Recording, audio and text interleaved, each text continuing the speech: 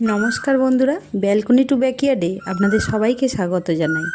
বাড়িতে পদ্ম চাষ করতে গেলে একটা ব্যাপার মাথায় অবশ্যই রাখতে হবে, আর তা হলো পদ্ম যেখানেই চাষ করি না কেন পদ্মের জন্য ব্যবহৃত জলের জন্য আমাদের ভাবতেই হবে। জমা জলের কারণে মশাবাহিত রোগ যাতে না হয় সেদিকে অবশ্যই সচেতন থাকতে হবে। তাই এই যে মাছগুলো দেখছেন, এগুলো হলো গাপ্পি মাছ।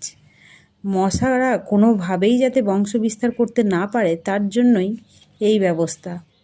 এই মাছ প্রতিটি গামলায় 10 থেকে 12টি যদি ছেড়ে দেওয়া যায় তাহলে সহজেই এরা মশার লার্ভা খেয়ে নিতে পারবে। এগুলো কিছু এখানে প্রজননের জন্য রাখা হয়েছে, আর কিছু মাছ আমরা প্রতিটি গামলায় মধ্যে দিয়ে দিয়েছি। আর গার্ডেনিংয়ের পাশাপাশি এই ব্যাপারগুলো অবশ্যই আমাদের মাথায় রাখা ভীষণভাবে প্রয়োজন। এই মাছগুলো 1 থেকে 1.5 মাসের মধ্যে প্রজনন করতে পারে।